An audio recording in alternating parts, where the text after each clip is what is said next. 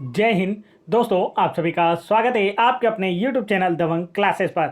तो दोस्तों, आज हम आप लोगों के लिए लेकर आए हैं एमपी फॉरेस्ट और जेल प्रेरी एग्जाम 2023 में 30 मई 2023 की फर्स्ट शिफ्ट में पूछे गए GK, GS, science, MP GK और हिंदी के क्वेश्चन। तो वीडियो में लास्ट तक जरूर बने रहें। चलिए देखते हैं आज का फर्स्ट क्वेश्चन में यहाँ पर आप लोगों से पूछा गया था कि मध्य प्रदेश का सबसे पूर्वी जिला कौन सा है। आज यह पहला क्वेश्चन पूछा गया, तो राइट आंसर होगा आपका सिंगरौली जो है यह मध्य प्रदेश का सबसे पूर्वी जिला है। और सिंगरौली के बेड़न को मध्य प्रदेश की ऊर्जा राजधानी भी कहा जाता है। तो आप याद रखेंगे कि सिंगरौली को मध्य प्रदेश की ऊर्जा राजधानी भी कहा जाता है। अब बात की जाए कि मध्य प्रदेश का सबसे पश्चिमी जिला कौन सा है, तो आपका आंसर होगा अलीराजपुर। मध्य प्रदेश का सबसे उत्तरी जिला कौन सा है, तब आपका आंसर होगा मुरैना। और मध्य प्रदेश का सबसे दक्षिणतम जिला कौन सा है, तब आपका आंसर होगा बुरहानपुर। तो चारों ही आप लोगों को अच्छे से याद रखना है, आप लोगों के एग्जाम में आने वाली शिफ्टों में पूछे जा सकते हैं। चलिए बढ़ते हैं नेक्स्ट क्वेश्चन की ओर। नेक्स्ट क्वेश्चन में यहाँ पर पूछा गया था, मध्य प्रदेश में भीमराव अंबेडकर अभ्यारण्य कहाँ स्थित है। तो इसका करेक्ट आंसर आप लोगों को बताना है। तो देखिए कहाँ पर यह प्रस्तावित है, तो इसका जो राइट आंसर है वह होगा आप लोगों का सागर में।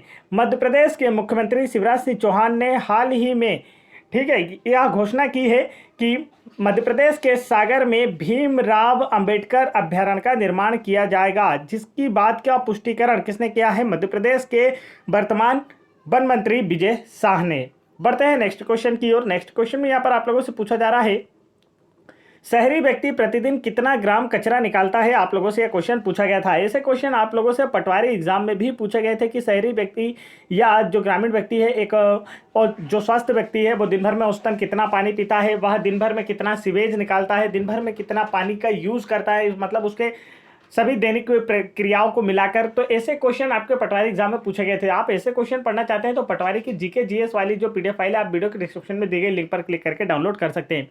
तो आज का क्वेश्चन पूछा गया कि शहरी व्यक्ति प्रतिदिन कितना ग्राम कचरा निकालता है। तो राइट आंसर होगा 250 से 300 ग्राम प्रतिदिन कचरा निकालता है। आगे बढ़ते हैं नेक्स्ट क्वेश्चन की ओर। नेक्स्ट क्वेश्चन में यहाँ पर आप लोगों से पूछा गया था, भारतीय संविधान में प्रस्तावना को किस देश के संविधान से शामिल किया गया है। राइट आंसर होगा अमेरिका देश के संविधान से। भारतीय संविधान में प्रस्तावना को अमेरिका देश के संविधान से शामिल किया गया है। ठीक है, तो भारतीय संविधान में जो प्रस्तावना की प्रेरणा किस देश के संविधान से ली गई है, अमेरिका के संविधान से ली गई है। अगर आगे बात की जाए यहाँ पर, तो प्रस्तावना को 42वें संवैधानिक संशोधन अधिनियम 1976 के द्वारा संशोधित किया गया और इसमें 3 नए शब्द जोड़े गए, समाजवादी, धर्मनिरपेक्ष और अखंडता।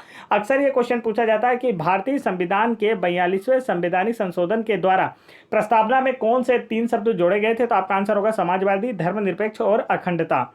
चलिए बढ़ते हैं नेक्स्ट क्वेश्चन की ओर।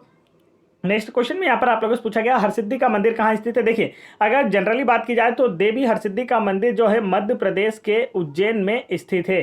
ठीक है, लेकिन आज स्टूडेंट बता रहे थे कि यह मंदिर पूछा गया था सर और इसमें उज्जैन ऑप्शन में ही नहीं था। तो आप लोग हमें ऑप्शंस कमेंट करके बताएंगे कि आप लोगों को क्या ऑप्शंस आए थे। स्टूडेंट हमें बता नहीं पाए कि क्या ऑप्शन आए थे, तो जो भी जिनका भी आज की शिफ्ट में पेपर था वह लोग हमें इस नंबर पर व्हाट्सअप कर आसानी से सारे क्वेश्चन बता सकते हैं। ठीक है, चलिए देखते हैं नेक्स्ट क्वेश्चन की ओर बढ़ते हैं। नेक्स्ट क्वेश्चन में यहाँ पर आप लोगों से पूछा जा रहा है कि मध्य प्रदेश में नाइट्रोजन का प्रतिशत कितना है। तो राइट आंसर होगा 78, वायुमंडल में नाइट्रोजन का प्रतिशत कितना है। तो करेक्ट आंसर होगा 78.08%। ये क्वेश्चन जो है आप लोगों का रिवाइज हुआ है। ठीक है, आप लोगों का जो एग्जाम था 26 मई को, उसी दिन यह क्वेश्चन आप लोगों से पूछा गया था नाइट्रोजन से रिलेटेड।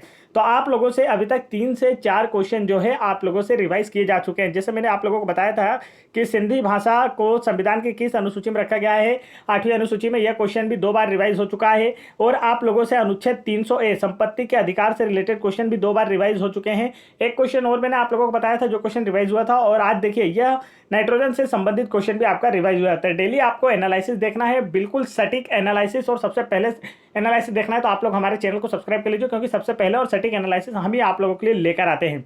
तो यहां पर बढ़ते हैं नेक्स्ट क्वेश्चन। देखिए क्या पूछा गया था। तो नेक्स्ट क्वेश्चन में आपसे पूछा गया था दोस्तों, बायोग्रेडिंग खाद बनाने को किस विधि के द्वारा बनाया जाता है। खाद को किस विधि द्वारा बनाया जाता है। देखिए तो यहाँ पर ऑप्शंस नहीं है। ऑप्शन आज जिन भी लोगों का यहाँ पर आज पेपर था वो ऑप्शन हमें कमेंट करके बताएंगे तो उसका राइट आंसर हम लोग बता देंगे। वैसे वर्म कंपोस्ट इसका सबसे बेस्ट विधि होती है किसी भी बायोग्रेडिंग खाद बनाने के लिए। तो अब ऑप्शन में ये रही होगी, तो यही इसका राइट आंसर होगा। नेक्स्ट क्वेश्चन की ओर बढ़ते हैं। नेक्स्ट क्वेश्चन देखिए, यहाँ पर आप लोगों से पूछा गया था, निम्नलिखित में से कौन सी धातु तनु हाइड्रोक्लोरिक अम्ल के साथ अभिक्रिया कर हाइड्रोजन गैस मुक्त नहीं करेगी? तो राइट आंसर होगा आप लोगों का तांबा। अब देखिए, यहाँ से धातु और अधातुओं से रिलेटेड दो जनरली जानकारियां आपको होना चाहिए जो अक्सर एग्जाम में पूछी जाती हैं। धातुएं जो हैं वह अम्लों के साथ अभिक्रिया कर कौन सी गैस उत्पन्न करती है? तो आपका आंसर होगा हाइड्रोजन गैस उत्पन्न करती हैं। और अगर आपसे पूछा जाता है अगर अधातुओं के साथ अम्लों की क्रिया कराई जाए तो क्या प्रतिक्रिया होगी? तो आपका आंसर होगा कि जो अधातुएं होती हैं यह सामान्यतः अम्लों के साथ क्रिया नहीं करती हैं। चलिए बढ़ते हैं नेक्स्ट क्वेश्चन की ओर। नेक्स्ट क्वेश्चन में यहाँ पर दोस्तों आपसे पूछा गया था, ग्रहों का नियम किसने दिया था? इजीली क्वेश्चन था, सभी लोग इसे सॉल्व कर पाए होंगे जिनका भी आज पेपर था। राइट आंसर होगा जोहान्स केपलर ने। बचपन से हम इसे पढ़ते आ रहे हैं कि ग्रहों के नियम किसने प्रतिपादित किया था, तो आंसर होगा जोहान्स केपलर के द्वारा ग्रहों के नियम प्रतिपादित किए गए थे। और ग्रहों के जो 3 नियम प्रतिपादित किए थे केपलर ने, वह 3 नियम देखिए यहाँ पर क्या क्या बताते हैं हमें, उसके मैंने जानकारी आपको दी है। ग्रहों के 3 नियम थे, जैसे कि सूर्य की परिक्रमा ग्रह कैसे करते हैं इसके बारे में जानकारी देते हैं। जैसे पहला नियम है, सभी ग्रहों की कक्षा दीर्घ वृत्ताकार होती है तथा सूर्य इस कक्षा के नाभिक पर फोकस होता है।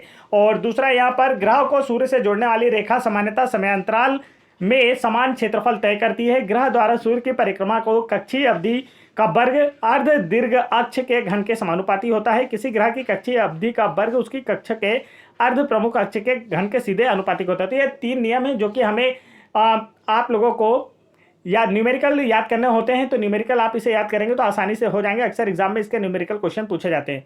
नेक्स्ट क्वेश्चन यहाँ पर पूछा गया था, 10 नवंबर 2022 को, करेंट अफेयर का क्वेश्चन है, 10 नवंबर 2022 को किस राज्य ने बाजरा दिवस के रूप में मनाया है? तो करेक्ट आंसर होगा ओडिशा सरकार के द्वारा 10 नवंबर 2022 को बाजरा दिवस के रूप में मनाया गया था, बाजरा की फसल या उत्पादन को बढ़ावा देने के उद्देश्य से। नेक्स्ट क्वेश्चन में यहाँ पर पूछा गया था, भारतीय रिजर्व बैंक की स्थापना किस एक्ट के तहत की गई थी? तो राइट आंसर इसका होगा भारतीय रिजर्व बैंक, आरबीआई की स्थापना भारतीय रिजर्व बैंक अधिनियम 1934 के द्वारा 1 अप्रैल 1935 को की गई थी। आरबीआई का फुल फॉर्म होता है रिजर्व बैंक ऑफ इंडिया और यह भारत का केंद्रीय बैंक है। इसे बैंकों का बैंक भी कहा जाता है, जिसका मुख्यालय मुंबई में स्थित है।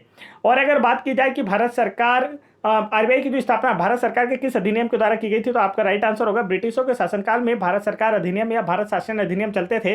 तो आरबीआई की स्थापना जो है भारत सरकार अधिनियम 1935 के द्वारा की गई थी। और यदि आप लोगों से पूछा जाए कि किस कमीशन की सिफारिश पर आरबीआई की स्थापना की गई थी, तब आप क्या बताएंगे इसका राइट आंसर? तो जल्दी से बताइए इसका करेक्ट आंसर आप लोगों को हमें कमेंट करके बताना है, क्योंकि ऐसा क्वेश्चन आप लोगों की नेक्स्ट शिफ्ट में बन सकता है। चलिए अब यहाँ पर देखिए, आप लोगों से इसका मुख्यालय पूछा जाए तो आंसर होगा मुंबई। तो ये थे आज के 11 क्वेश्चन जो कि आप लोगों की शिफ्ट में पूछे गए थे। इनकी पीडीएफ फाइल जो है आप लोगों को टेलीग्राम चैनल पर मिल जाएगी। तो जिन्होंने अभी तक वीडियो को लाइक नहीं किया, फटाफट वीडियो को लाइक कर चैनल को जरूर सब्सक्राइब कर लें। साथ ही साथ अगर आप लोगों को सारी पीडीएफ फाइल डाउनलोड करना है और आप लोगों को प्रीवियस ईयर एग्जाम के किसी भी पीडीएफ फाइल को पढ़ना चाहते हैं, तो आप वीडियो के डिस्क्रिप्शन में दी गई हमारा जो ऐप है डीसी क्लासेस का, उसके लिंक भी आपको वीडियो के डिस्क्रिप्शन में दी गई, उसे डाउनलोड कर वहां से सारी प्रीवियस ईयर पीडीएफ आसानी से फ्री में पढ़ सकते हैं, जिससे आपकी प्रिपरेशन बेहतर हो पाएगी और आने वाले एग्जाम में आप लोगों का भी सिलेक्शन हो पाएगा। जय हिंद दोस्तों।